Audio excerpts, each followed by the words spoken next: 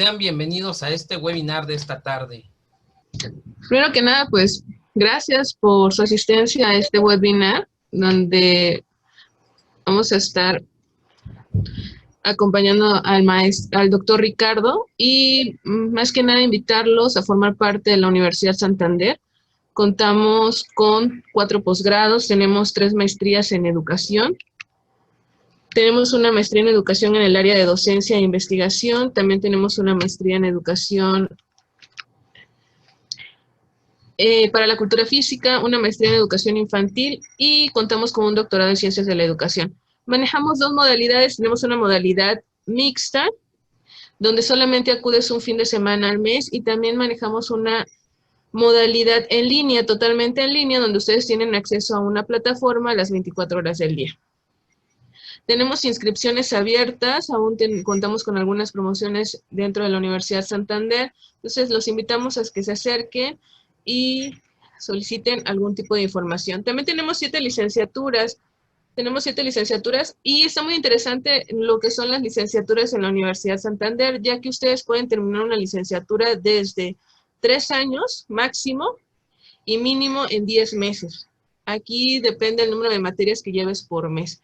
Entonces está muy interesante. Aquellos que a lo mejor no han terminado su licenciatura, también se hacen revalidaciones de materias.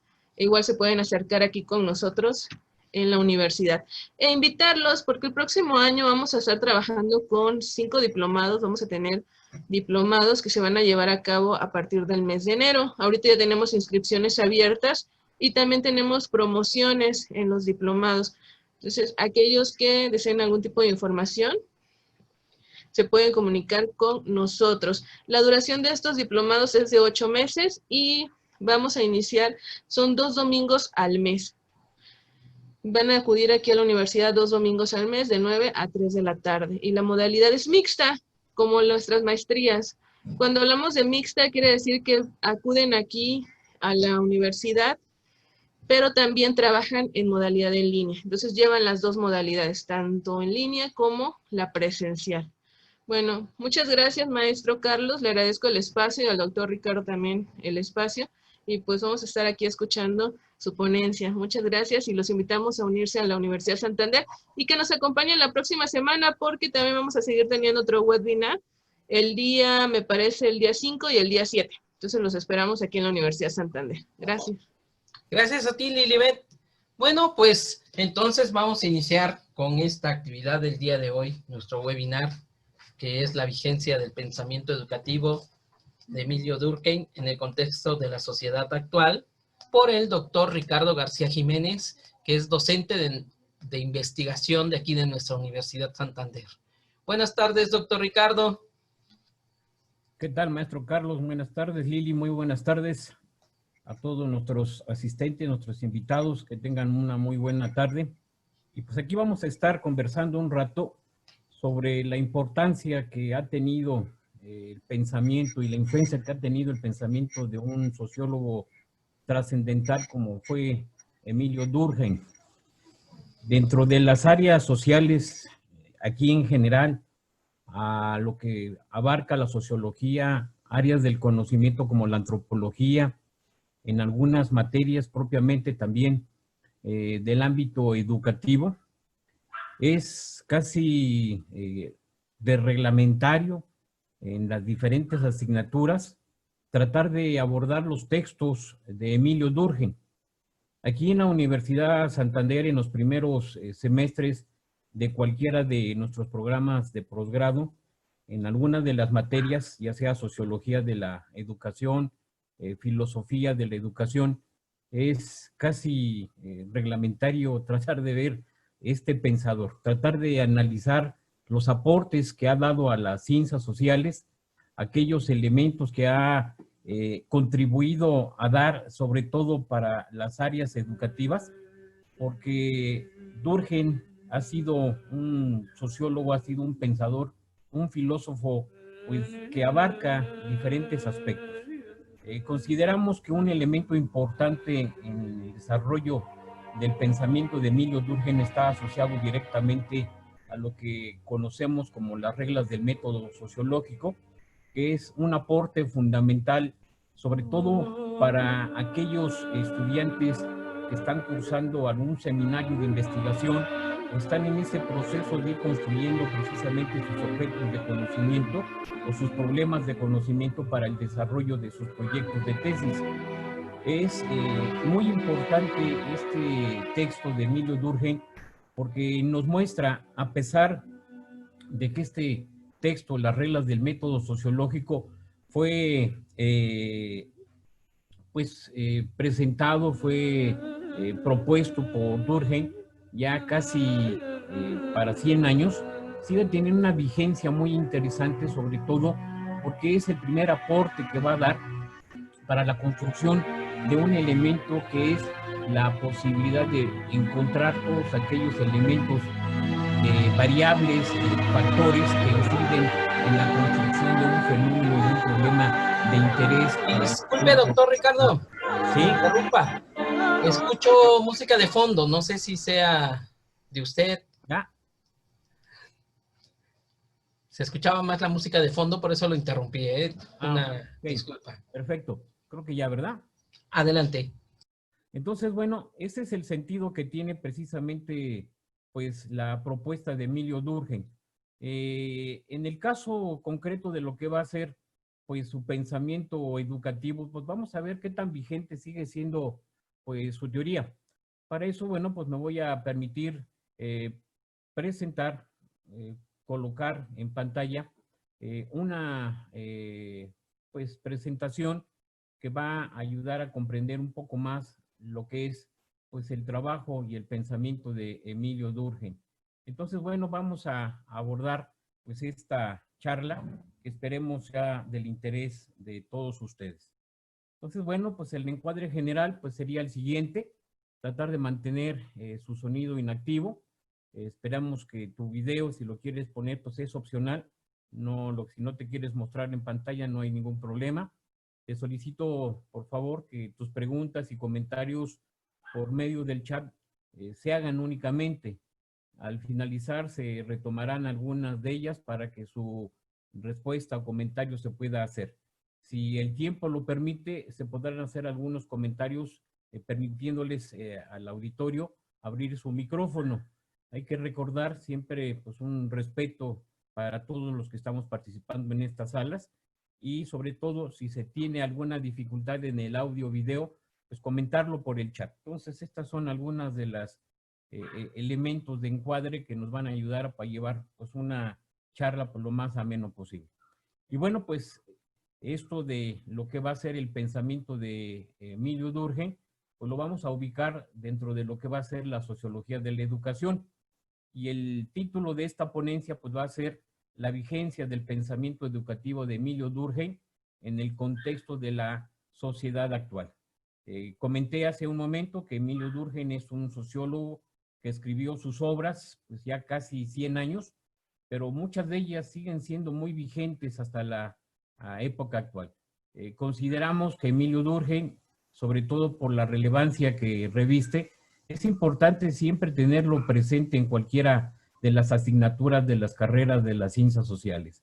Por eso la importancia que tiene este sociólogo, pues sobre todo para que podamos ir desentrañando algunos elementos importantes.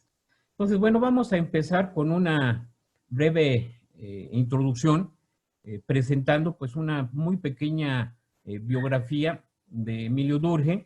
Este nace el 15 de abril y muere en 1858 en París, el 15 de noviembre de 1917. Es considerado uno de los fundadores de la sociología y fue además un importante filósofo. Recordemos que en su momento la carrera de sociología no existía como tal, que se pudiera impartir en las universidades, que se pudiera impartir en las normales. De hecho, Emilio Durkheim estudió en una normal, pero los elementos de la sociología empezaban a fluir, sobre todo en estas instituciones educativas. Ya él se asumía básicamente como un sociólogo, sin tener todavía en muchas universidades la posibilidad de que se diera esta licenciatura, en fin, ¿no? Él estableció formalmente la sociología como una disciplina académica junto con Carlos Marx y Max Weber. Estos otros teóricos, estos otros filósofos, sociólogos, son considerados los fundadores, si lo queremos ver así, los primeros fundadores de las diferentes corrientes que van a presentar la disciplina de la sociología. En el caso de Emilio Durkheim lo vamos a ubicar dentro del funcionalismo. En el caso de Carlos Marx vamos a considerar como el materialismo y sobre todo pues en esta parte que tiene que ver con la teoría crítica. En el caso de Max Weber, él puede ser considerado un sociólogo, un filósofo estructuralista, por lo cual aquí se empieza a inaugurar unas corrientes del pensamiento sociológico que van a ser la base para ir construyendo otras ramas dentro de la sociología. Dentro de los textos más importantes que desarrolló Emilio Durkheim son los que tenemos ahí en pantalla. El que señalábamos, sobre todo que tiene un valor muy importante para la parte de lo que es esto de del método de investigación, pues son precisamente las reglas del método sociológico. Este texto es muy importante, sobre todo por lo que señalábamos, porque contribuye a dar los elementos en la formación de lo que a veces al estudiante de posgrado le cuesta un poquito de trabajo, que tiene que ver con la formación de su objeto de estudio o su objeto de investigación. En el caso de Emilio Durkheim, en este texto, pues da algunos elementos, da algunos tips muy importantes como sociólogo de cómo aproximarse, pues sobre todo, ¿no?, desde la vertiente del investigador a asumir precisamente ciertas características que todo investigador debe de tener. Por otro lado, tenemos otras obras como La división del trabajo social.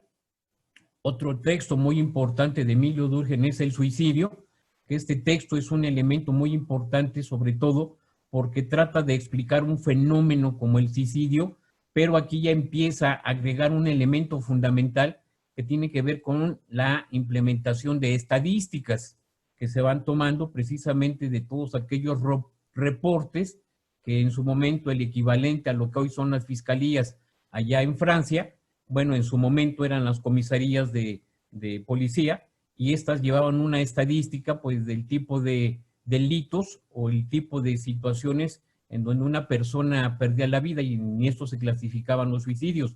Entonces Emilio Durkheim empieza a tratar de establecer a través de una serie de estadísticas elementos de correlación estadística para poder empezar a establecer categorías que describen los tipos diferentes de lo que va a ser el suicidio. El valor de la obra, insistimos, está asociado directamente a que es una de las primeras obras en donde se trata de establecer los elementos teórico-conceptuales con su relación de los elementos estadísticos.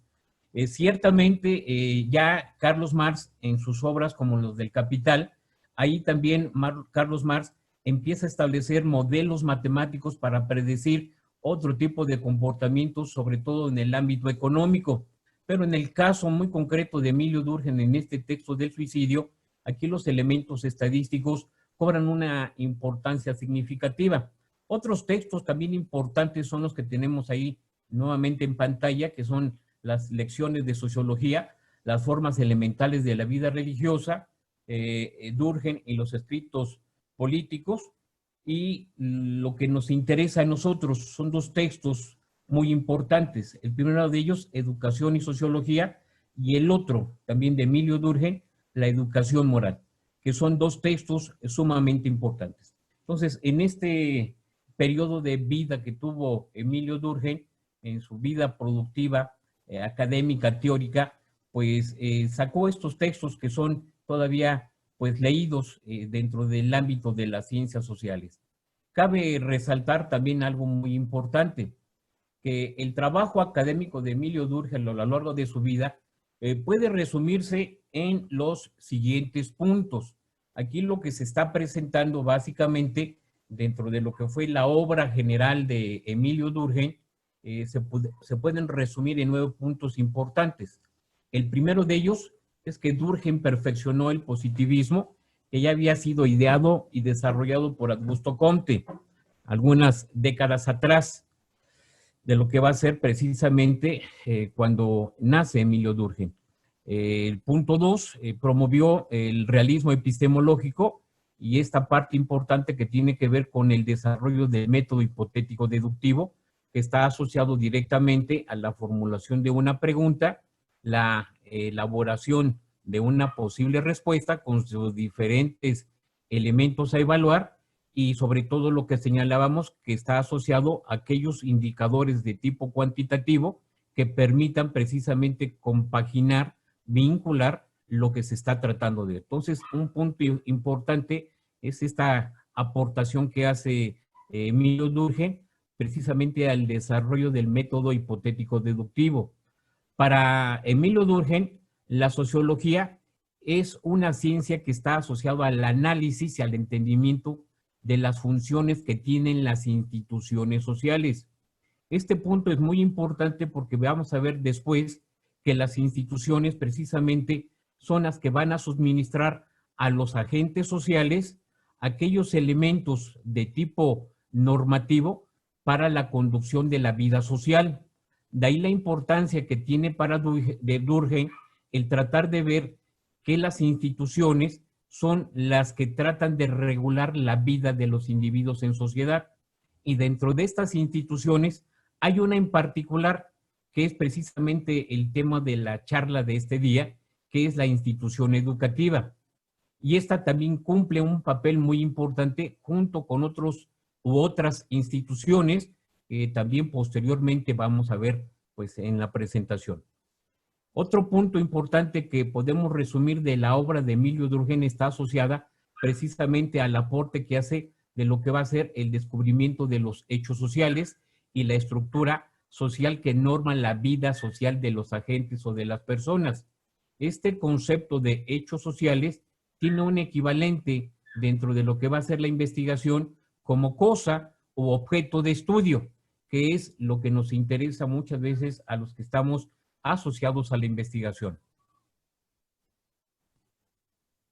Durkheim fue el mayor exponente, como lo habíamos señalado, del funcionalismo estructuralista, que bajo una perspectiva teórica para la sociología tiene aportes importantes para la antropología y otros campos también dentro de lo social. Y estos otros campos, volvemos a insistir, tienen que ver con lo educativo. Según la visión, que sería el siguiente punto que estamos resumiendo su obra general de Durkheim, es que las ciencias sociales deberían de ser precisamente vistas como un elemento de análisis holístico. Holístico en el sentido de que la sociología es una vertiente de estudio, es una vertiente analítica que observa, si lo queremos ver así, desde una amplitud, lo que es la sociedad. Una sociedad en su totalidad, en lugar de centrarse únicamente en las individualidades. Por eso es importante considerar que aquí, en este punto, estamos hablando de una macrosociología, en el caso que vino desarrollando precisamente el autor que estamos analizando. En su punto número 7, que resume la obra general de lo que es la aportación de Durkheim, está precisamente el análisis macrosocial. Y este análisis macrosocial de los hechos o fenómenos sociales, lo que buscan es precisamente encontrar las regularidades y las asimetrías e igualdades que hay en la formación de las conductas sociales. Por lo tanto, toda conducta que no sea la esperada por la sociedad, estamos hablando que sería una conducta, para los sociólogos, podemos llamarla así, anómica, es decir, fuera de un orden social. Un punto importante que ya habíamos señalado también en esta introducción tiene que ver que la institución educativa es un agente socializador que prepara a las generaciones jóvenes para la futura vida social. Este punto es muy importante, sobre todo en el ámbito de la educación, porque cuando nosotros hacemos un análisis del funcionamiento y de la contribución que tiene el sistema educativo en términos generales o en forma muy particular, cuando hablamos de la escuela, estos elementos se convierten en los agentes o en las instituciones socializantes que permiten que los usuarios, en este caso los estudiantes de los diferentes niveles educativos, pues tengan que estar vinculados directamente a un tipo de educación moral. Más adelante vamos a aclarar en qué consiste precisamente este punto número 9, que sería el último que resume en la obra de Durkheim, que sería el carácter moral de la educación. Entonces, en términos muy generales, podemos decir que toda la obra de Emilio Durkheim podemos resumirla precisamente en estos 9 puntos, pero que en los últimos 2, en el 8 y en el 9, es lo que nos interesa a nosotros. Por lo cual, bueno, pues vamos a seguir abordando con más detenimiento cada uno de ellos. Para poder hacer este análisis de la obra de Emilio Durkheim, es importante empezar a considerar, sobre todo, ¿no?, hacer el recorrido que le tomó a Emilio Durkheim desarrollar durante, pues, su vida como sociólogo. Aquí lo que se está sugiriendo básicamente es que el trabajo de Emilio Durkheim viene asociado precisamente no a un punto en particular, como puede ser la educación. La educación es un elemento, es una institución dentro de un conglomerado general que hay más instituciones, por lo cual para poder tratar de entender lo que es la educación para Emilio Durkheim, necesariamente tenemos que acudir a entender la sociología en general, cómo ve Emilio Durkheim la sociedad, pero desde este ámbito totalitario, macrosocial, para poder entender un aspecto en particular, como es precisamente una de las instituciones que es la educación. Por lo tanto, bueno, el recorrido que vamos a hacer tiene que ver con este elemento que estamos explicando. Por lo cual, Durkheim concibió la existencia de fenómenos específicamente que es, en este caso, los hechos sociales. Los fenómenos que vamos a observar o que se pueden observar como conductas desviadas o no esperados por el entorno social son precisamente lo que puede constituir la unidad de estudio que no puede ser abordada únicamente por técnicas específicas o alejadas a lo que es la sociología. Es decir, que las conductas muchas veces desviadas de los individuos no pueden ser explicadas en términos psicológicos cuando estamos asumiendo un ángulo precisamente desde la vertiente funcionalista. Así es como definió precisamente o redefinió la sociología Emilio Durkheim, porque se va a dedicar a estudiar precisamente los hechos sociales. Durkheim definió a los hechos sociales en una de sus obras importantes que hemos citado, que son las reglas del método sociológico, como modos de actuar, pensar y sentir externos al individuo y que poseen un poder de coerción en virtud del cual se imponen a él.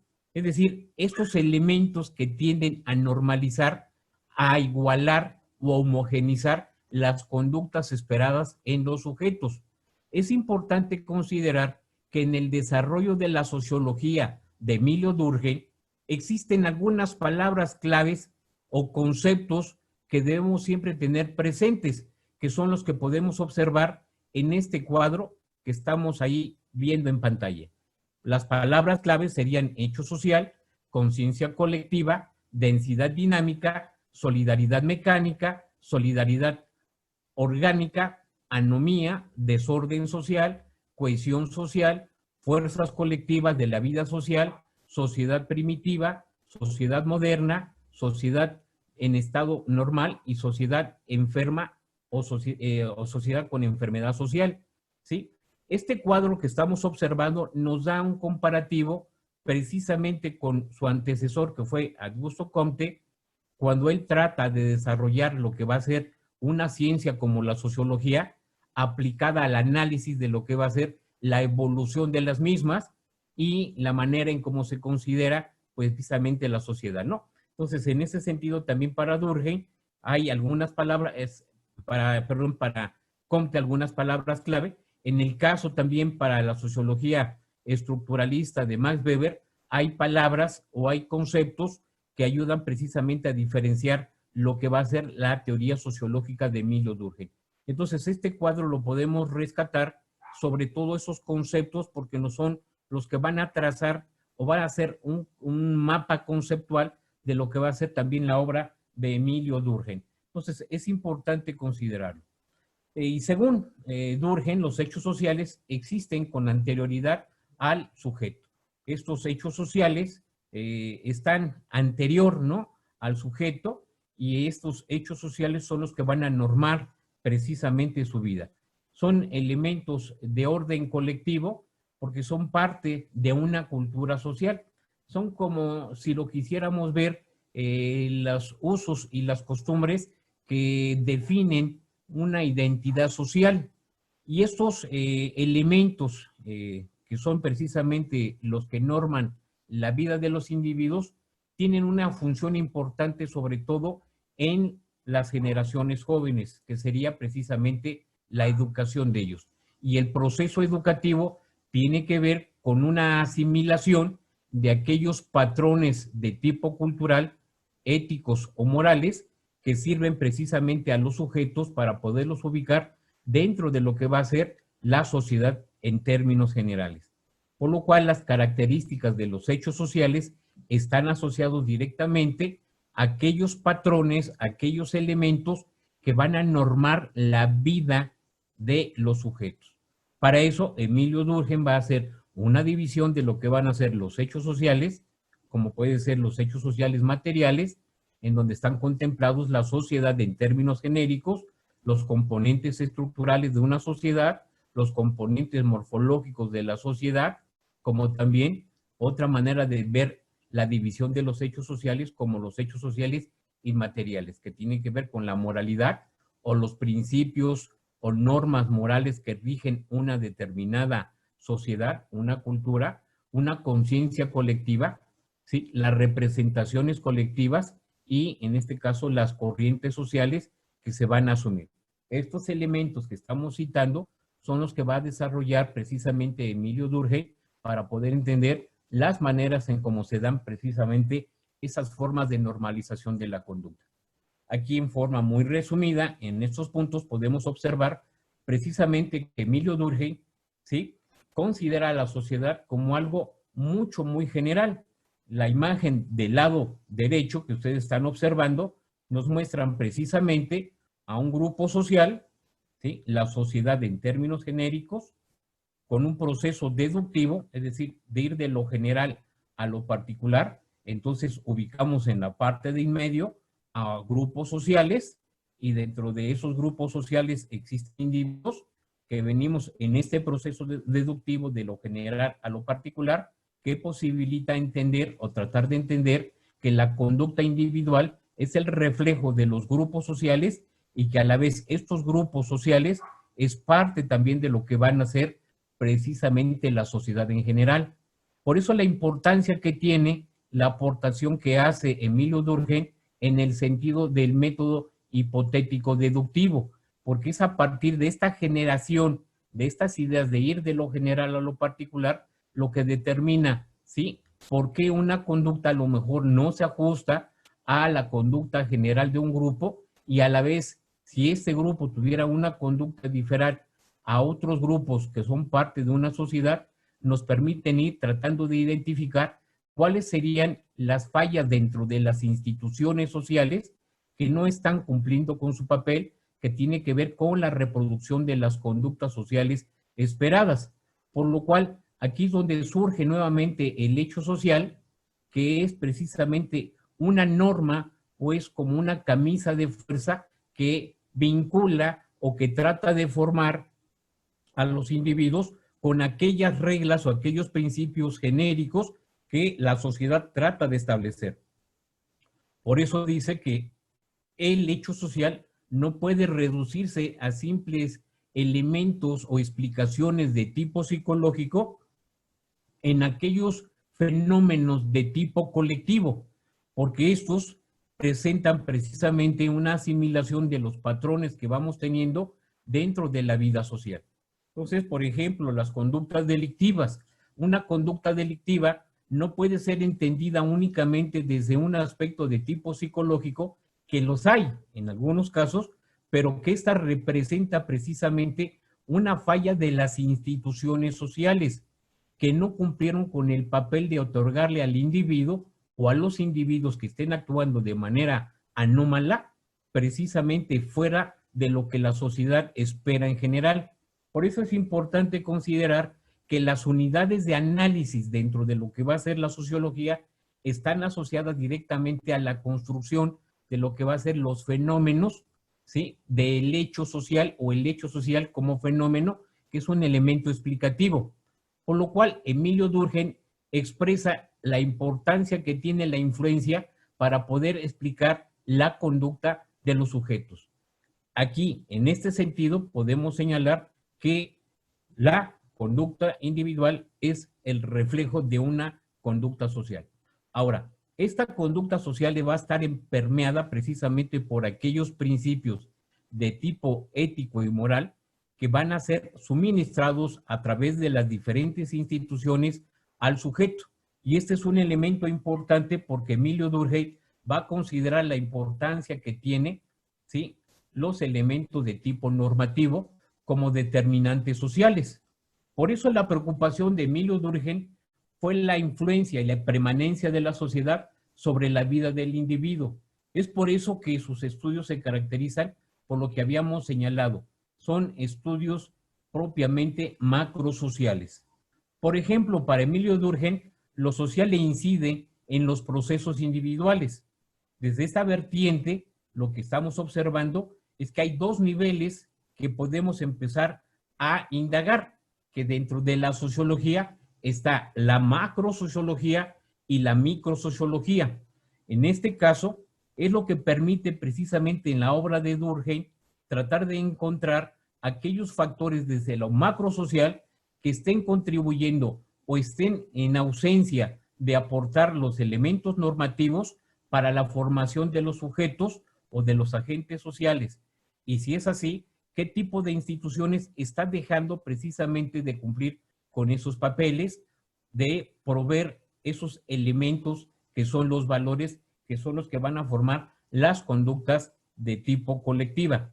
Y aquí, precisamente, la educación es un verdadero hecho social y una institución, porque ejerce, queramos así, una acción coercitiva bajo una serie de características que tiende a definir los tipos de conducta y los hechos sociales.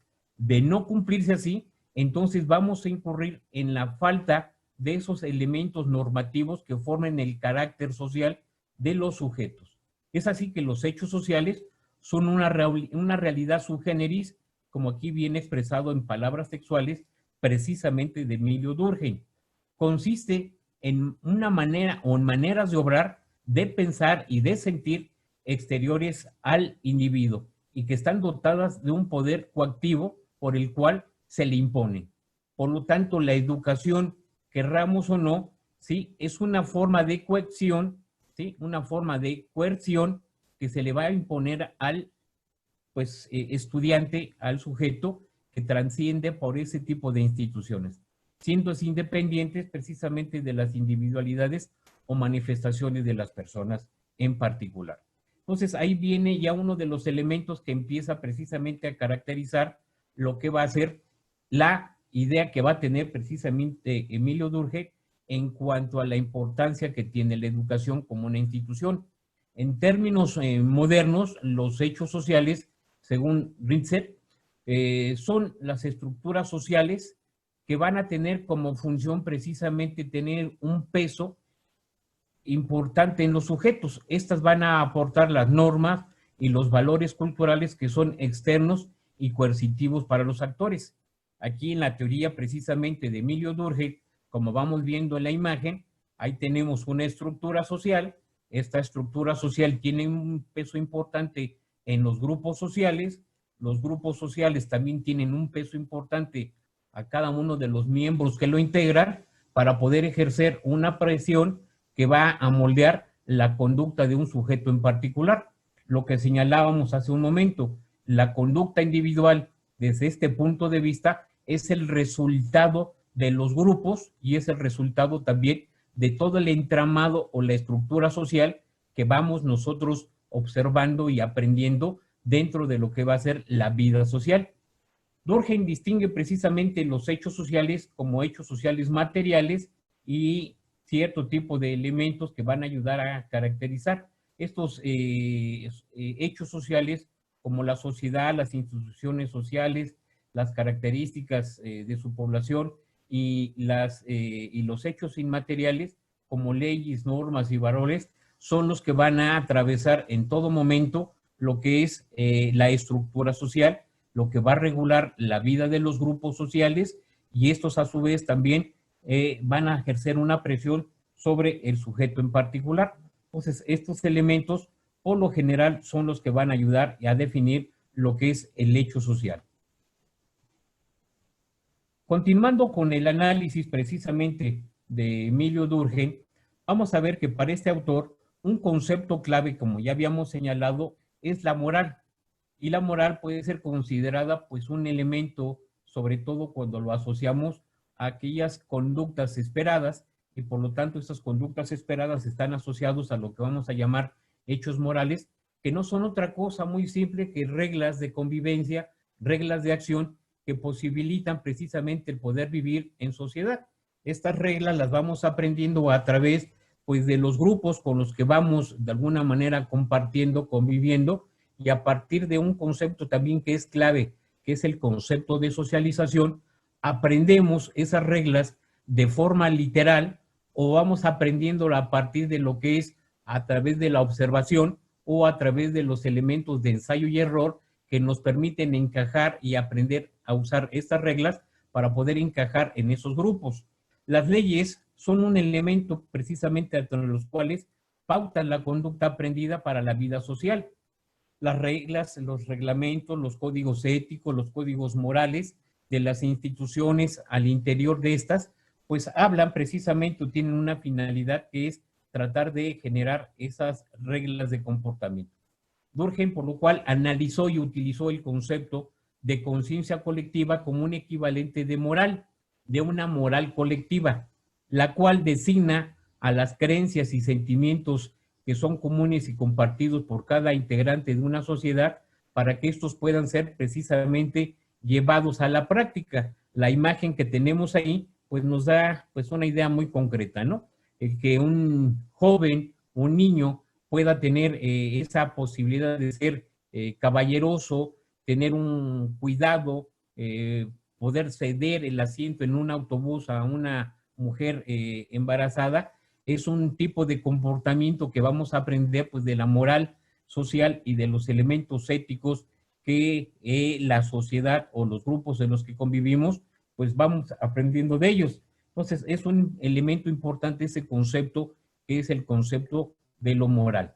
Entonces, bueno, la moral común a todos los individuos intervienen en la conciencia colectiva haciendo posible la estabilidad y permanencia social, por lo cual la moral existe siempre que se cumpla y cumple una función determinada, ya sea normalizando o pautando de alguna manera la vida social.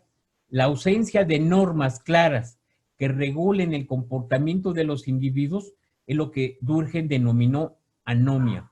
Hasta este momento, si ustedes recuerdan más atrás, hemos visto en un cuadro comparativo de unos conceptos entre otros autores, estos conceptos que ya hemos analizado en estas poquitas láminas, y un concepto importante pues es el de anomia. Este concepto de anomia pues está asociado precisamente a la falta de, vamos a decirlo así, de reglas y normas claras en nuestros esquemas personales que no fueron aportados por los grupos o por la sociedad en donde estamos ubicados. Y esto genera precisamente lo que vamos a llamar conductas desviadas. Desviadas en el sentido que cumplen precisamente con un proceso normativo que están vinculados a todos aquellos principios que están asociados a la norma y a la ética con la que convivimos. Y precisamente el desarrollo moral, según Durkheim, es precisamente también un objeto y un objetivo que tiene que ver con lo educativo. De ahí la importancia que para Durkheim más adelante veamos que la educación que él propone es una educación de tipo precisamente normativo o moral. Aquí es importante considerar pues también esto. Lo anterior nos lleva a preguntarnos precisamente esto. ¿Cómo se logra que una gran cantidad de personas como las que estamos ahí observando puedan funcionar o puedan llevar una vida armoniosa, conectadas entre sí en una sociedad, de tal manera que sea posible el trabajo colectivo, el comercio, la educación, el respeto y las normas y costumbres? Durkheim utilizó un concepto clave que va a ser precisamente el de solidaridad. Y este concepto de solidaridad está asociado directamente a dos tipos de sociedades que precisamente Durkheim ubica en un contexto histórico. Y precisamente lo que es este concepto de solidaridad es lo que permite ser el cemento que aglutine las posibles diferencias dentro de la sociedad. Entonces, este es un concepto también clave que en estos conceptos que hemos estado viendo, pues aparecen como tal. Es por ello que la solidaridad está dada por la transición de una sociedad tradicional a una sociedad moderna. Y eso tiene que ver con uno de sus libros también importantes de Durkheim, que es La división del trabajo. Y este tiene que ver con procesos propiamente de secularización. Y ello va asociado directamente a lo que es el reemplazo de cierto tipo de valores tradicionales o que se usaban en este tipo de sociedades a valores mucho más modernos, pero que para el autor estos últimos no se encuentran totalmente determinados debido a los cambios producidos, por lo cual hay que considerar muchas veces la importancia que tiene el análisis estructural y genético en las sociedades. Es decir, las sociedades son entidades que van a tener un volumen y que ese volumen puede ir creciendo precisamente debido a la densidad de población. Esta densidad de población tiene que ver con la parte material, en donde viene el aumento precisamente del número de personas y ese número de personas en la conformación de grupos, y ese número de grupos va a hacer que la sociedad crezca diametralmente. Y esta densidad tiene que ver también con la densidad moral, que está asociada directamente al aumento de principios y reglas que muchos grupos de manera particular y en forma general asumen como conductas precisamente de conducta. Y por lo cual en estas imágenes que estamos observando vemos precisamente esa diferencia que hace Emilio Durkheim para poder dar respuesta precisamente a la pregunta formulada.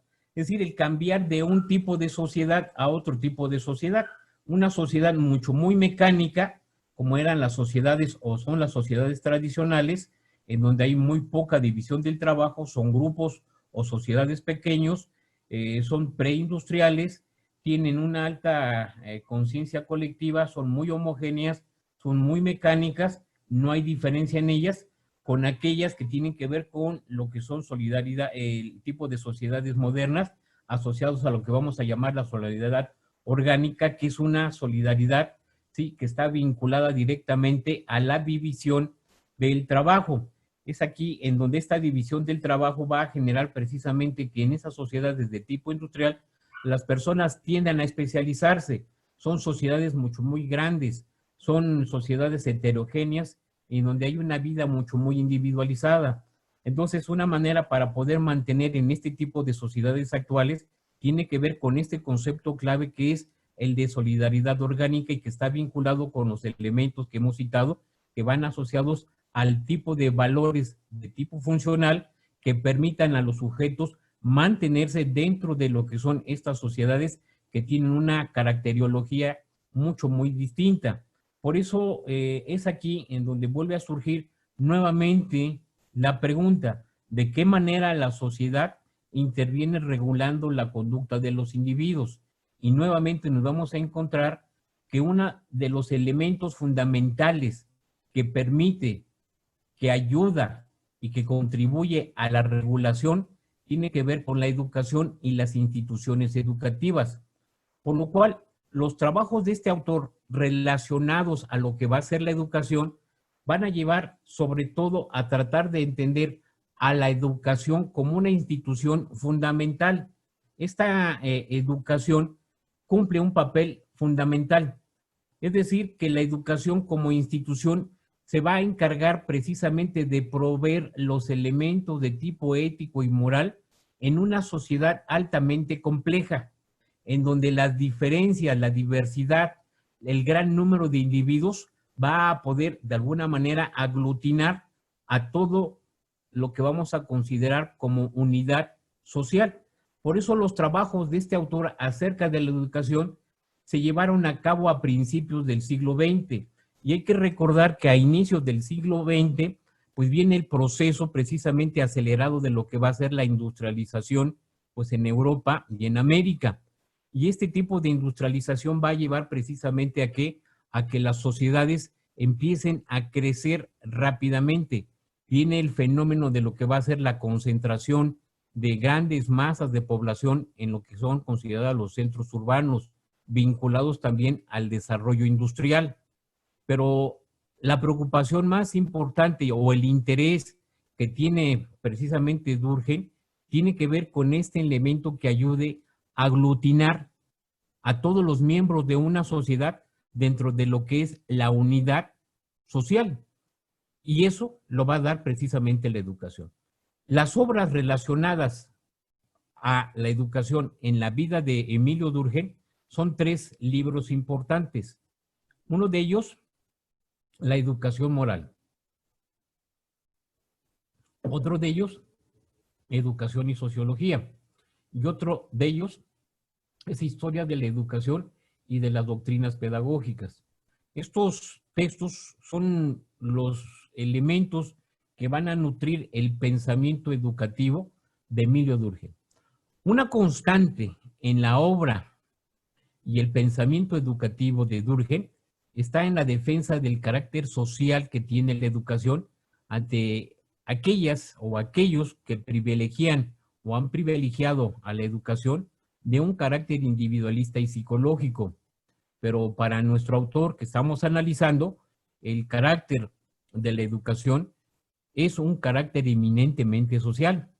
Además, dentro de los sistemas educativos, Emilio Durkheim reconoce la importancia que tiene el papel del Estado, porque es el que va a establecer la orientación o la rectoría precisamente de la misma, dando y aportando los elementos valorativos que van a llevar precisamente a la educación a un punto importante, que tiene que ver con proveer los valores sociales, los valores educativos, un cierto tipo de filosofía que en este caso las sociedades deban de tener.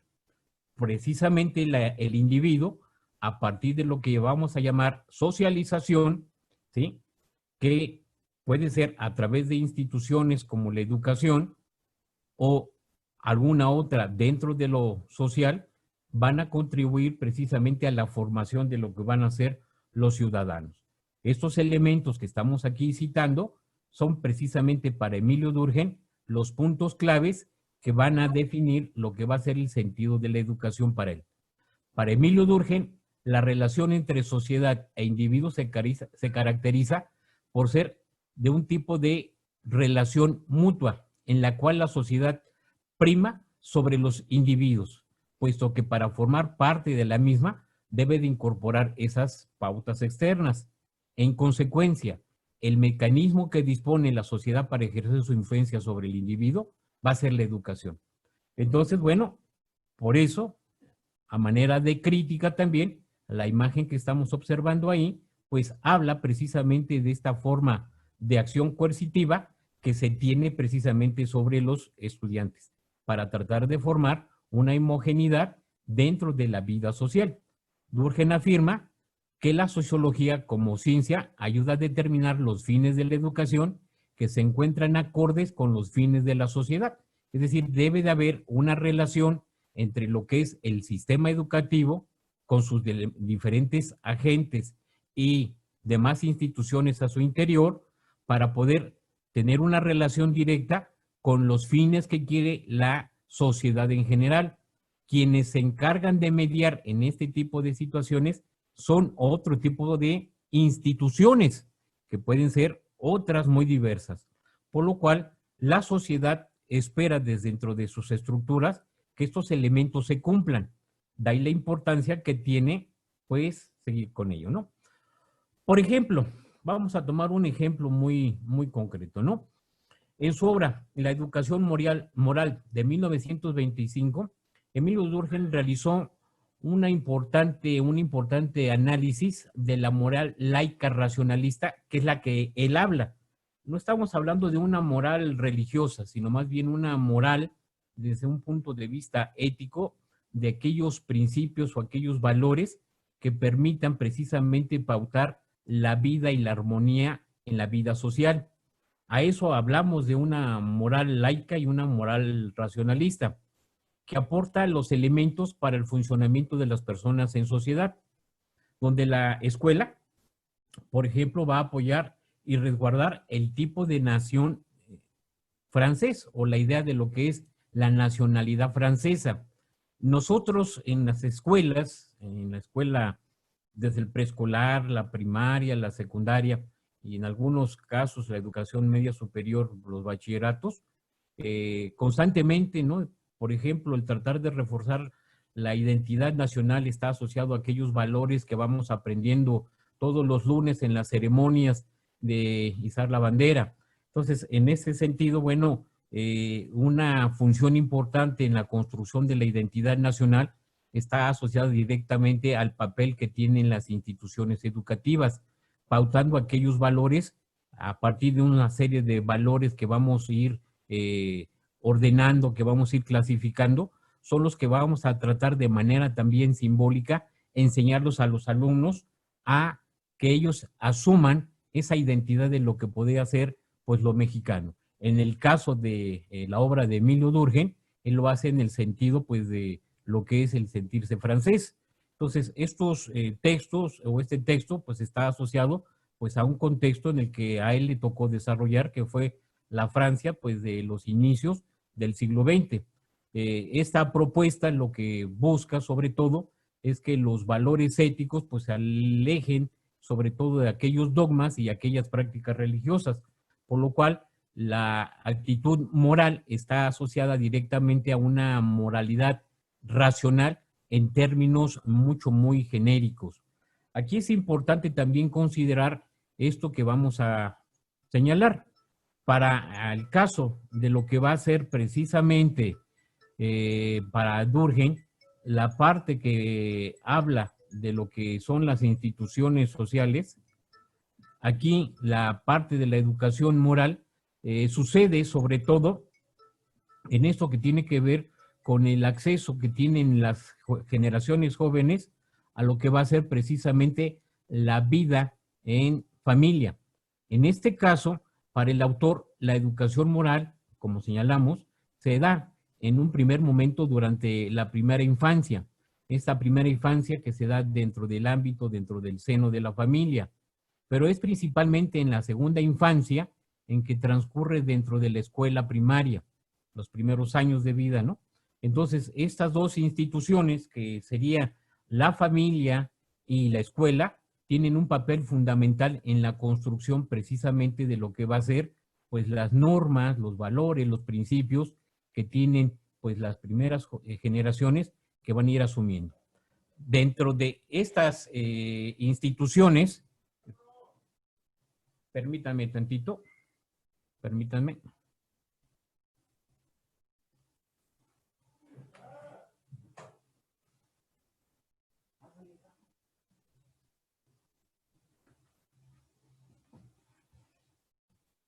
Perdón, ya estamos aquí de nuevo. De este conjunto de instituciones que tenemos aquí, pues vamos viendo que es la familia, los grupos de pares, las instituciones educativas, los medios de comunicación, pues el trabajo también y el sistema político, pues los agentes socializantes que van formando y van suministrando al individuo todas aquellas normas de tipo social. Estas normas sirven precisamente, como hemos señalado anteriormente, para poder ayudar, para poder contribuir a que las generaciones jóvenes puedan en su vida futura poder encajar en lo que va a ser la vida en sociedad. Entonces, estos elementos que estamos aquí considerando es también parte del objeto de estudio de Emilio Durkheim, es decir, las instituciones. Y aquí este concepto clave que muchas veces, manejamos en nuestras clases o a veces de manera coloquial utilizamos la palabra socialización, pues tenemos que entenderla precisamente como un proceso por el cual el ser humano de forma activa se hace miembro de la sociedad. ¿A partir de qué? Pues de asimilar, de aceptar, de hacer uso de estos patrones sociales, normativos, morales, éticos, que les permiten encajar en la vida social. De ahí que la institución educativa, ¿sí?, promueva sobre todo la asimilación de esos valores. Entonces, aquí estamos hablando de estos elementos fundamentales. Durkheim propone que existen elementos de la moralidad, entre los cuales el primero es el espíritu de la disciplina, que establece conductas reguladas y fines determinados y define al regular y contener el horizonte de posibilidades del individuo en sociedad. Otro elemento importante o segundo tiene que ver con la moralidad, que está vinculado a los grupos sociales, que consiste en la integración del individuo en la sociedad a partir de un interés por vincularse, para lo cual debe renunciar a su naturaleza individual bajo la condición de formar parte de distintos grupos. Un tercer elemento tiene que ver con la autonomía de voluntad como factor de moralidad y parte de las antinomias entre las reglas morales y la exterioridad de la voluntad y autonomía individual. Este esquema que estamos observando nos ayuda precisamente a tratar de entender cuál es el papel que tienen estos procesos socializantes en los agentes que hacen uso precisamente de las instituciones educativas. En el caso de la educación, volvamos a insistir, este espíritu de disciplina está asociado directamente al autodominio del control de las emociones, deseos o impulsos, que es uno de los elementos que muchas veces se empieza a suministrar en los primeros años de la vida de los sujetos. ¿Quién son los que tienen esa encomienda desde el punto de vista educativo? Pues a lo mejor las escuelas, los preescolares y la educación primaria. El respeto a la autoridad, la valoración y aprecio a las normas, pues está asociado a lo mejor también a lo que son los siguientes niveles educativos que tendría que ver precisamente con la educación secundaria. Esos elementos son importantes de asimilar porque son los que van a ayudar precisamente a poder encajar. Otros elementos importantes como la adhesión al grupo social está vinculado también en la asimilación de estas normas para poder construir familia, hacer comunidad, poder llevar una vida en sociedad política y poder distinguir entre aquellos actos morales y aquellos grupos moralmente definidos, y la autonomía de la voluntad, que está asociada a la construcción de ese carácter de tipo científico que tiene que tener el sujeto a partir de la construcción de los elementos racionales que le van a proveer aquellas asignaturas o aquellas materias que va teniendo para llevar precisamente a la construcción de un modelo educativo, que es el que está proponiendo Emilio Durkheim, y que son básicamente las bases que tienen por las instituciones educativas también en nuestro país.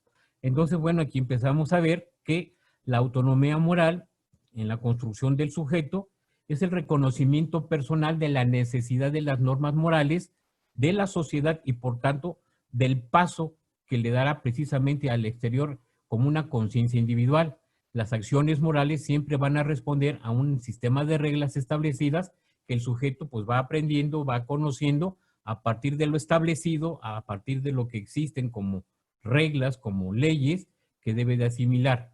Entonces, estos elementos conjugándose van a llevar al sujeto precisamente a un grado de racionalización para poder pensar, actuar, poder mediar sus sentimientos y que todo esto en conjunto pueda tener una conducta que pueda ser consciente del mismo. Estas normas que la sociedad tiene establecidas, por lo tanto, para Emilio Durkheim, van asociados a lo moral, que es un conjunto que venimos señalando como reglas previamente definidas, determinadas, imperantes en la conducta de los sujetos. La importancia de la educación como tema de indagación radica precisamente en tratar de encontrar la crisis de la moralidad que se observa hoy en la actualidad en las sociedades. Es por eso que el autor definió a la educación y a la socialización como los procesos mediante los cuales el individuo aprende las maneras de un determinado grupo o sociedad, es decir, adquiere las herramientas físicas e intelectuales y más importante aún más, las morales necesarias para actuar en la sociedad. Entonces, estos elementos son los que nos van posibilitando a definir ya y a tratar de entender qué es la educación moral para Emilio Durkheim. Por lo cual, Durkheim se caracteriza por ser moral, racional y laico. Por moral, Durkheim entiende un sistema de reglas de acción que predeterminan la conducta, es decir, reglas y normas establecidas, prescritas, que determinan la buena conducta. Por lo cual, aquí es importante hacer mención nuevamente a que este árbol de principios, este árbol de valores, son los que van a nutrir, van a influir en la formación del carácter y la personalidad de los sujetos en estos niveles educativos que habíamos citado anteriormente. Ya vamos terminando. Por ejemplo, un caso de esta actitud que puede ser muy cuestionable y puede ser criticable para Emilio Durkheim, está asociado a la posición que él tiene en cuanto a lo que va a ser la educación sexual, donde en una discusión que mantiene Emilio Durkheim con un doctor en medicina llamado Jacques Dollers, que es contemporáneo a él, se puede apreciar en su obra, en esta obra en donde hay ese debate, dos posiciones totalmente distintas en lo que tiene que ver con lo que es la educación sexual que se daba en aquellos momentos en las escuelas.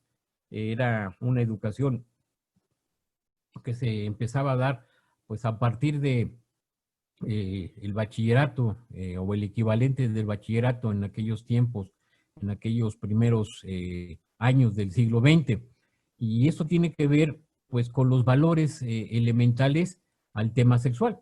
Este caso de Durkheim lo abordó sobre lo que él llamó el problema del deber desde el punto de vista moral, resaltando la continencia sexual de los jóvenes como un deber, ya que la unión sexual fuera del matrimonio provoca conflictos sociales de todo tipo, desde nacimiento de hijos fuera del matrimonio, problemas con la pareja, la exposición a contraer enfermedades, problemas legales, pensiones alimenticias, problemas económicos y una serie de problemas precisamente por esta falta de conocimientos que están asociados a este principio del deber ser, que para Durkheim en su momento pues era prioritario el elemento de la continencia sexual.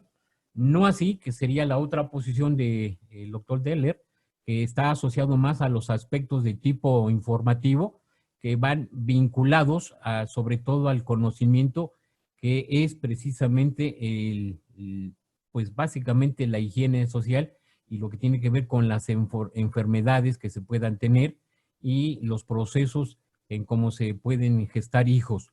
Entonces, para Durkheim la cuestión más importante tiene que ver pues con este deber en donde el principio esencial como institución está asociado a la construcción del matrimonio como un elemento que justifica desde el punto de vista legal, pues precisamente lo que él llamó en ese momento el comercio sexual fuera del matrimonio como una forma inmoral, por toda la serie de consecuencias y problemáticas que contrae. Y la posición del otro autor señalábamos que tiene que ver precisamente únicamente con aspectos puramente informativos. Aquí el debate, por una parte, tiene que ver con un debate de tipo ético-moral y por el otro lado una posición mucho más laxa, mucho más técnica, si lo queremos ver así. Entonces aquí lo que observamos, bueno, pues son dos posiciones totalmente distintas a un elemento como tiene que ver que es la educación sexual. Para Durkheim el principal objetivo de la escuela es la socialización, la cual propicia el desarrollo de un sentimiento de dedicación y respeto a la sociedad y a su sistema moral, mientras que el objetivo de la educación es, mediante la formación de un ser social, dotar a los individuos de una vida moral y social que les permita adaptarse al medio, que es lo que principalmente busca Emilio Durkheim. Por lo tanto, la educación formal parte de los mecanismos sociales donde la escuela busca disciplinar a las personas, ya que para actuar moralmente es hacerlo con miras a un interés colectivo. Estas son palabras de Durkheim. Es decir, con miras a una sociedad estimulando la adhesión por parte de los individuos a los grupos sociales que la integran. Entonces, estos elementos que acabamos de ver, pues definen lo que es precisamente la educación moral que propone Emilio Durkheim. En uno de sus libros, en Sociología de Educación, hay una frase muy vinculada a su filosofía educativa que tiene que ver que la educación es la manera de ejercer las generaciones antiguas o presentes hacia las generaciones nuevas, aquellos elementos necesarios para poder vivir en sociedad. Entonces se ve un tipo de educación de tipo coercitivo. Y esas han sido algunas de las críticas pues, de que se le han dado precisamente a esta posición de Emilio Durkheim. Pero si la vemos desde otro punto de vista, bueno, pues es una educación propiamente funcional que busca sobre todo integrar a los sujetos a una sociedad para que estos pues no desentonen y puedan generar rupturas o divisiones a la misma. En conclusión, y resumiendo, recuperando los aspectos más importantes del pensamiento durkheimiano, se indica que existe una moral que condiciona el accionar de los individuos, es decir, la forma de pensar, el comportamiento y la forma de sentir son impuestos desde el exterior del individuo. En el caso de la educación, los elementos de la moral deben ser inculcados en las jóvenes generaciones para lograr en el futuro que estos cuenten con valores morales que a través de la coacción y coerción modelen el comportamiento de los individuos. Para esto, la socialización cubre un papel de importancia como medio para que el aprendizaje de las pautas que faciliten el introducir en el mundo social, siendo estas pautas conjunto de creencias y tendencias y prácticas consideradas colectivamente. Un elemento adicional que se puede añadir a esta visión sociológica en términos genéricos, pero también particulares, es que Emilio Durkheim fue una persona que influyó posteriormente en otros sociólogos que permitieron la creación de otros campos sociales o otras corrientes, como por ejemplo, influyó mucho en Marcel Mauss, en Claude Lévi-Strauss, en sus obras, uno de sus alumnos que tuvo un contacto cercano con Emilio Durkheim, el norteamericano Talcott Parsons.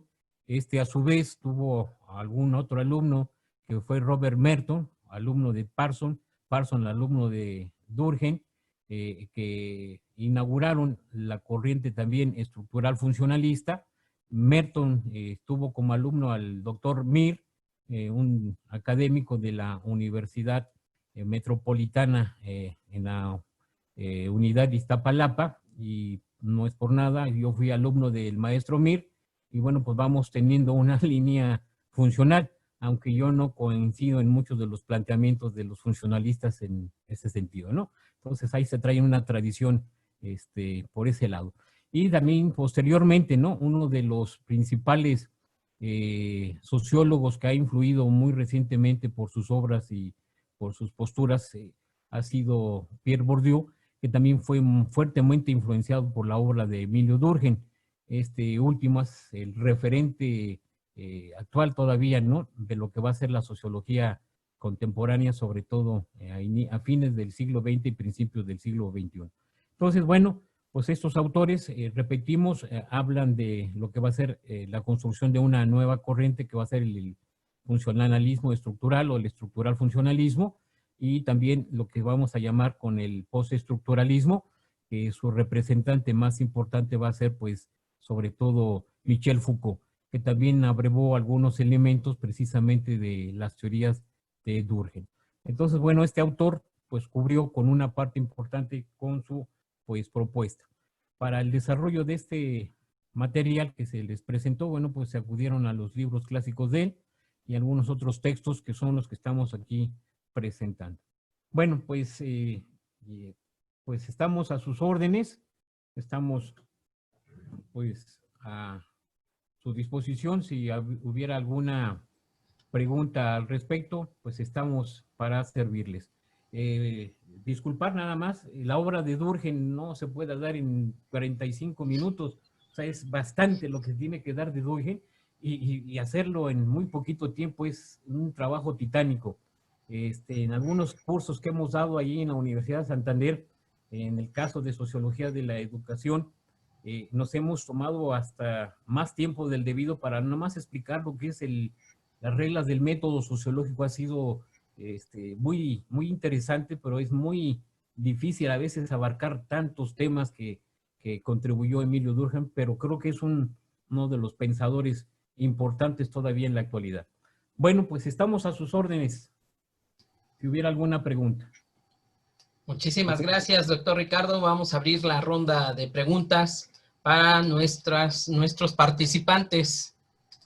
No sé si alguien quiera participar. ¿Alguna pregunta?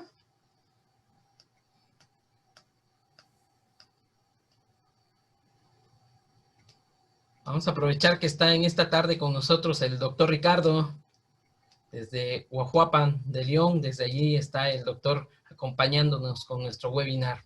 ¿Verdad, doctor? Aquí estamos a sus órdenes, claro que sí. Bueno, yo los invito a que se animen a estudiar una maestría aquí en la institución. Temas como este son muy interesantes, no únicamente desde el punto de vista educativo, sino que también aportan pues elementos para poder entender el papel que se tiene dentro de lo que es el sistema educativo, es decir, verlo desde fuera, no desde dentro, ¿no? Sino que es también bien importante que podamos familiarizarnos con este tipo de temáticas.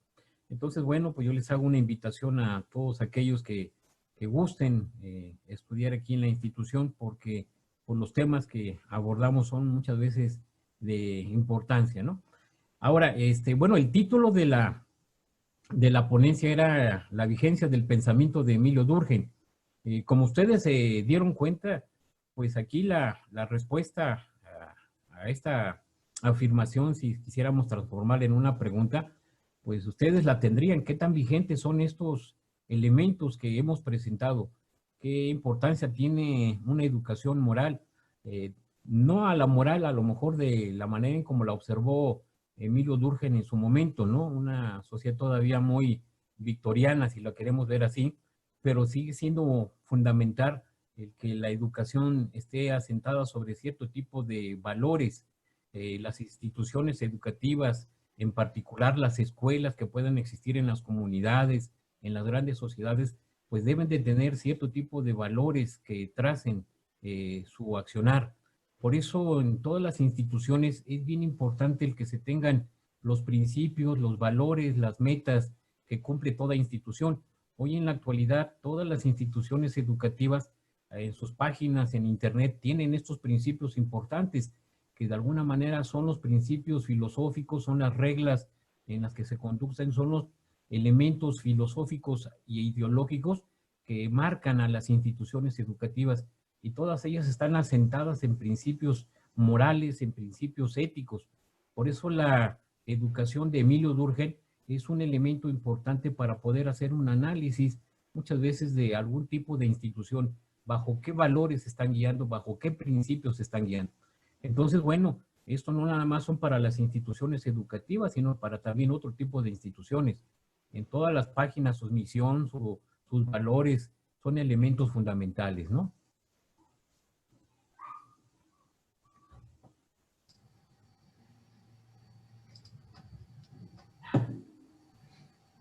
Bueno, estamos a sus órdenes, si se animan.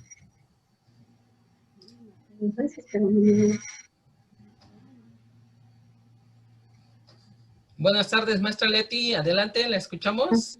Sí, pensé que sí. Buenas tardes, maestro. El doctor, me queda quizás una duda Sí. en cuanto a la cuestión de la educación moral. Ciertamente, pues claro, la educación es un proceso histórico. Obviamente, cuando usted maneja en el pensamiento de Durkheim, hay algo que no me queda muy claro. Maneja la moral en cuanto a los valores éticos, pero también creo que quedaría ahí un poquito quizás en brecha. ¿Qué tanto percibe o en qué tanto se percibe estos valores cuando realmente los valores son también modificados por los procesos, por los hechos históricos, por los momentos históricos? Los valores no se pierden, eso es claro, pero sí se transforman. Entonces, justamente si volteamos a ver este pensamiento al momento actual de esta educación que vivimos, entonces también cambia el concepto de escuela. Así es. Porque entonces en ese tiempo se llevaba una escuela tradicionalista que era necesaria en ese momento. Así es. Pero en este momento de educación que vivimos, entonces este pensamiento, sí yo siento que se queda quizás un poco, quizás no muy panorámico a lo que se requiere, porque no nada más la moralidad rige el comportamiento de los alumnos, de nosotros como hombres dentro de una sociedad. Tanto es así que si hacemos un comparativo de una comunidad alejada, no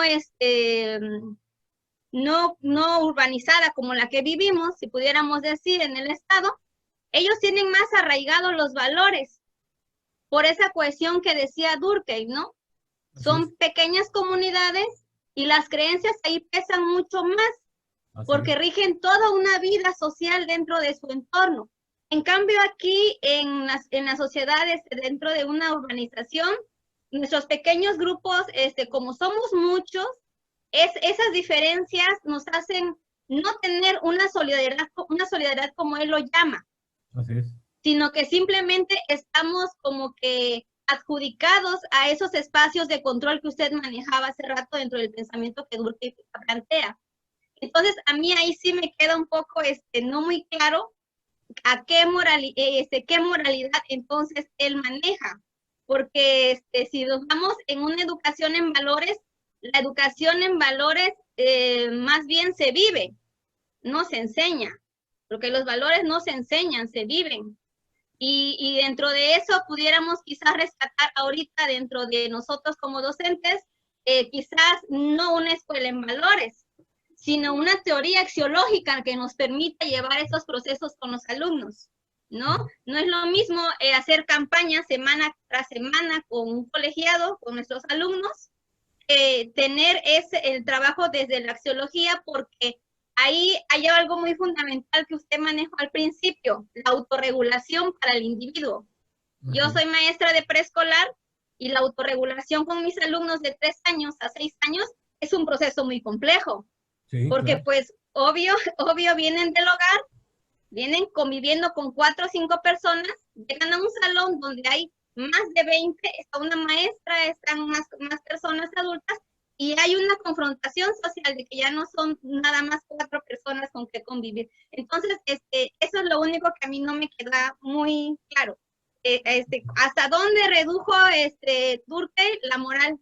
¿Hasta dónde no consideró que esa moralidad es cambiante y que los valores de antaños, de hace años, no van a ser los mismos ahora? No son degradados, simplemente se han transformado, ¿no? Sí.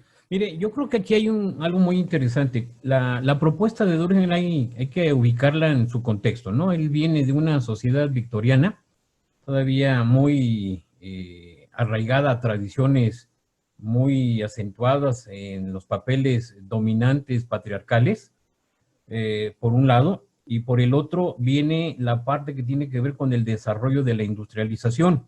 Entonces a él le permite empezar a hacer una inferencia en el cual pues las sociedades van a empezar a cambiar lo que usted bien señala, ¿no? Una forma de valores, es decir, los valores empiezan a tomar una relativización, se empiezan a abandonar unos valores, se construyen otros, se adaptan otros y se empiezan a jerarquizar en las instituciones sociales otros.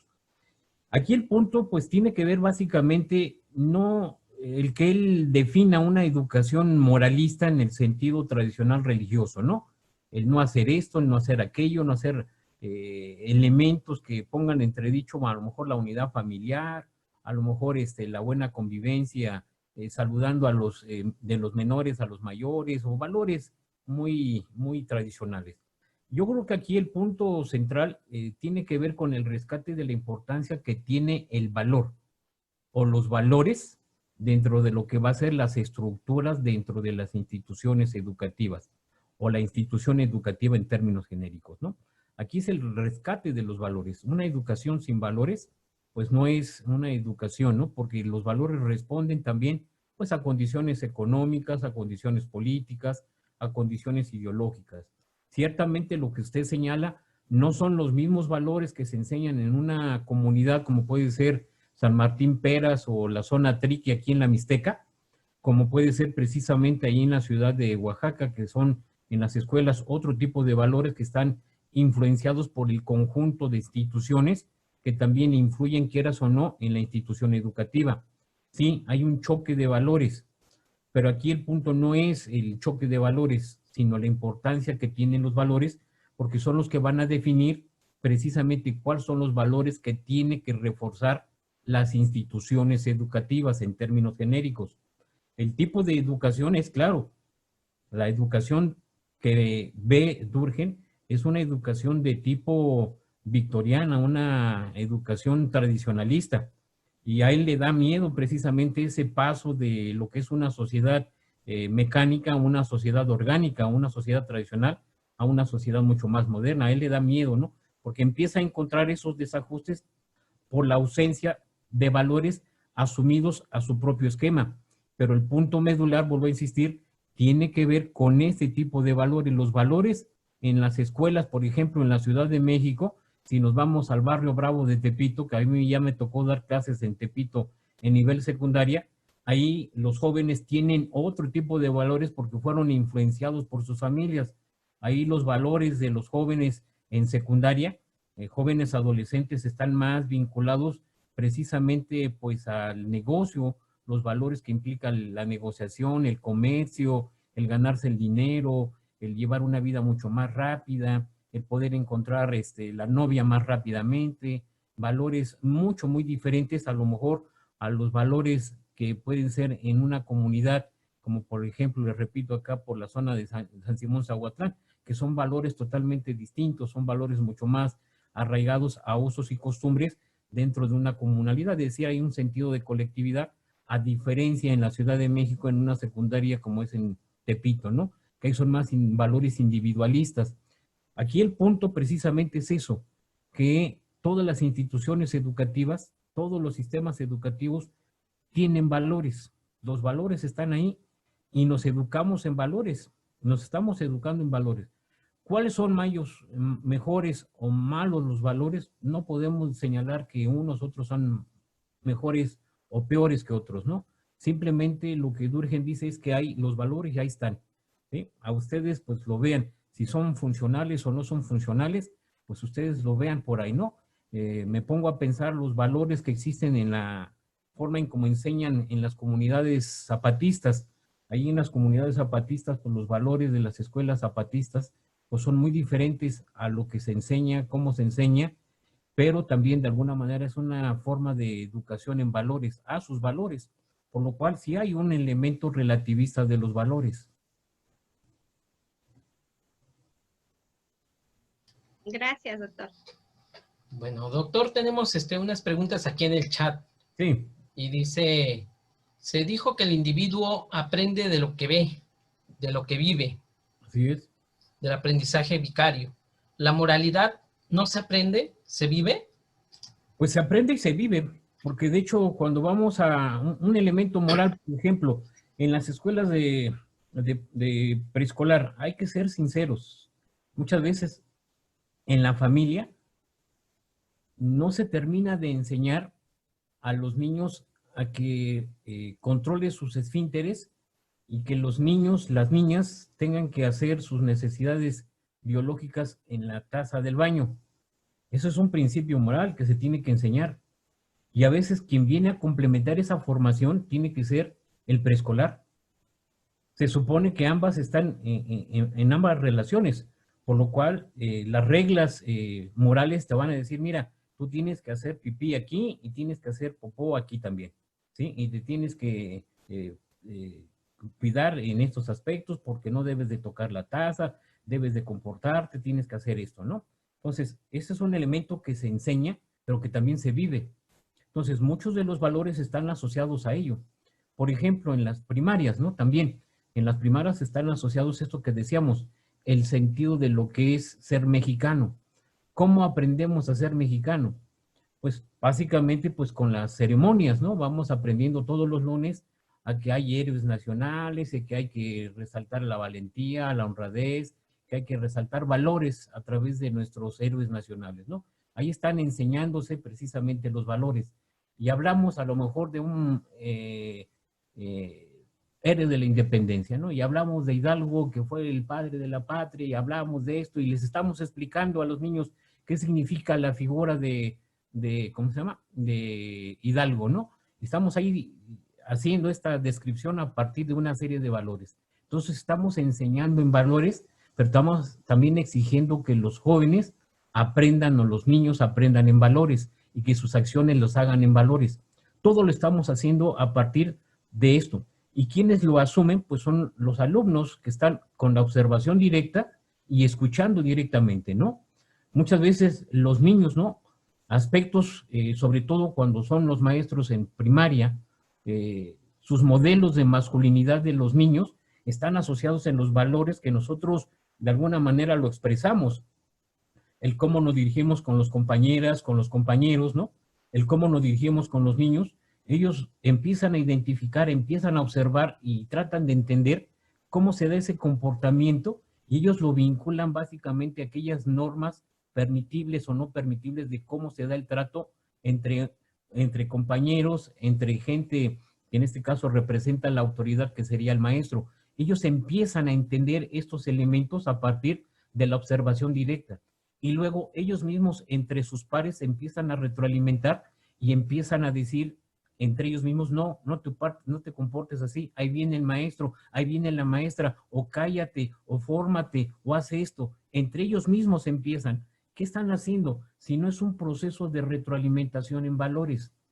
Entonces, yo, desde mi punto de vista, veo precisamente a partir de las ideas de Durkheim que los valores se enseñan, pero también simultáneamente se van aprendiendo, se van ejerciendo.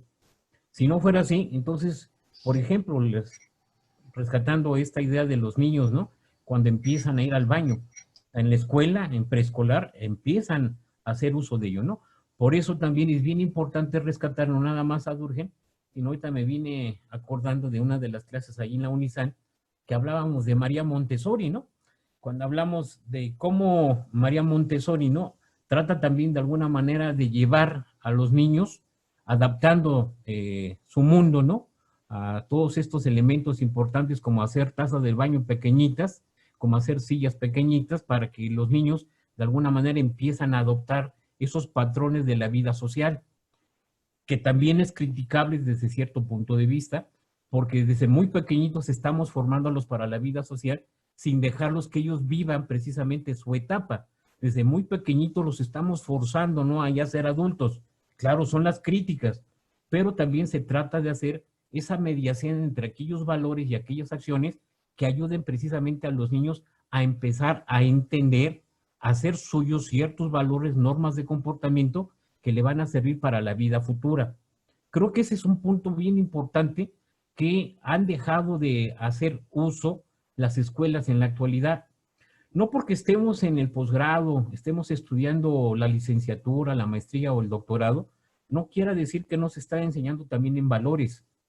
Nuestra institución, pues también la Unizan, tiene un cierto tipo de valores que se le exigen a los académicos y se le exige a los estudiantes. Valores que se van a traducir ¿en qué? En normas de comportamiento.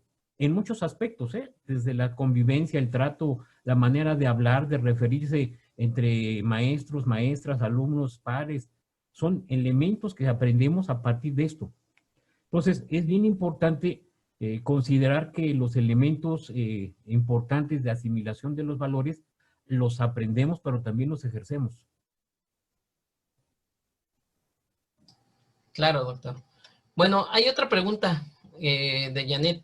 Yo tengo una pregunta, dice, nosotros como docentes, ¿cómo podemos operar el cambio social en las aulas, tomando en cuenta las características del contexto en el que nos encontramos?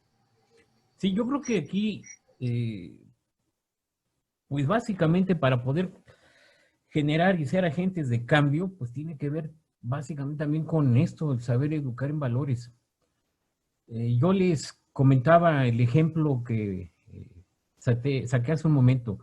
Cuando yo llegué ahí cuando viví en la Ciudad de México y empecé a dar clases ahí en Tepito, era muy difícil que los jóvenes adolescentes pudieran poner atención. Yo daba clases de dibujo técnico en aquella época, en los primeros años de mi vida como docente. Empecé a dar clases de dibujo técnico. Cuando yo llego a esa institución, era bien difícil lidiar con ellos, porque eran jóvenes que no respetaban la autoridad. Ellos ya tenían claro su vida, que no querían seguir estudiando, pero iban ahí porque querían. Entonces había como una situación adversa a querer seguir estudiando. Ellos querían ser comerciantes, querían ser, llevar vidas ilícitas, muchos de ellos. Entonces, ¿cómo cambiar en un grupo de 30 alumnos, 40 alumnos, ese tipo de actitudes? Realmente es muy difícil. Y se los digo de manera directa, no es muy difícil, sobre todo por el ambiente. O sea, la secundaria estaba rodeada de un ambiente ahí, Tepito y Peralvillo, estaba exactamente en medio de esos dos lugares. O sea, ¿cómo cambiar, no?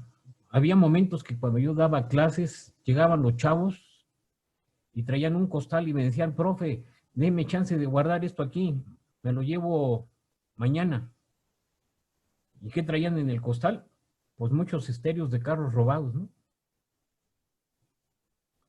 No puedes decirles que no. O llegaban y te decían, oiga, profe, le encargo esta bolsita, vengo en unas 2 horas. Y pues ya la guardabas. ¿Qué traía la bolsita? Pues quién sabe, ¿no? Ellos tenían una idea muy diferente. Ellos ya nomás estaban ahí porque querían sacar el papel.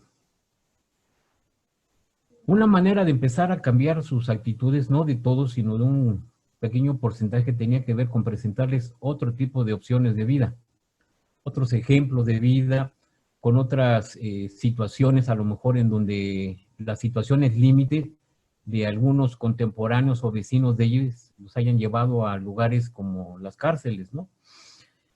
Presentarles los riesgos que existen fue una de las maneras en que me ayudó a cambiarles precisamente esas actitudes, ¿no? Yo pedía a veces permiso a la institución para poder llevar a un grupo pequeño de estudiantes a los reclusorios para que vieran qué era una vida en reclusorio, para que ellos vieran lo que era vida dentro de lo que hoy conocemos como granjas, que en aquel tiempo eran albergues para personas que ya tenían alguna dependencia, alguna droga. Yo los llevaba a lugares así, para que ellos vieran otras maneras distintas. Y luego los llevaba a otros contextos totalmente diferentes, ¿no? De vidas mucho más laxas, donde no hubiera el riesgo que implicaría ese tipo de actividades. Creo que la única manera de poder cambiar a lo mejor cierto tipo de actitudes en un grupo de alumnos, no en todos, tiene que ver con otro tipo de valores que nosotros les presentemos, otras conductas, otros panoramas de vida. Creo que es la única manera. Y eso se logra únicamente con el ejemplo, con los valores, con nuestro propio comportamiento, ¿no? Nuestra manera de hablar ante ellos, el trato que tenemos con ellos. Muchas veces en sus casas vienen de familias con una violencia tremenda, ¿no? Y si tú les das un apapacho, los escuchas, les empiezas a platicar otras historias que vengan impermeadas de valores, ellos empiezan a tender a cambiar sus actitudes también. Yo creo que esa es la única manera de poderlo hacer, cambiar esas actitudes a partir de esto que estamos señalando. No como un proceso de aprendizaje clásico, ¿no? Pizarrón, GIS, y ustedes me ponen atención, eso no, con ejemplos básicamente. Creo que es una manera de poder cambiar este tipo de realidades. No queramos cambiar las actitudes de todos, de aquellos que realmente tengan el interés, vamos a ser sinceros, porque si no, va a ser un trabajo muy difícil el cambiar de un grupo de 30 la actitud de todos. Claro. Bueno, no sé si alguien más quiera participar.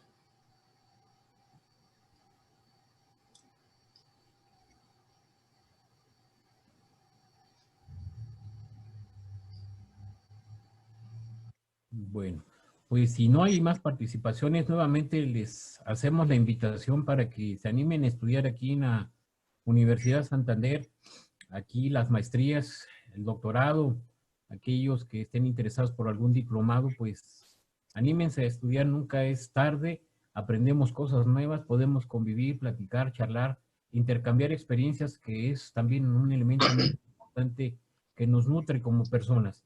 Entonces yo les hago las invitaciones a quienes pues de buena fe vinieron a esta invitación que se les extendió, y esperando contar pues con su presencia más adelante. Estamos a sus órdenes. Estoy aquí en la ciudad de Huajuapan de León. Trabajo en la Universidad Tecnológica de la Mixteca desde hace ya cerca de 25 años. Y bueno, estamos a sus órdenes. Soy asesor de la Universidad Santander, pues ya también desde hace algunos años. Y pues a través de la coordinación académica, pues me pueden localizar. Y en mis redes sociales me pueden encontrar como en Facebook únicamente como Ricardo García Jiménez.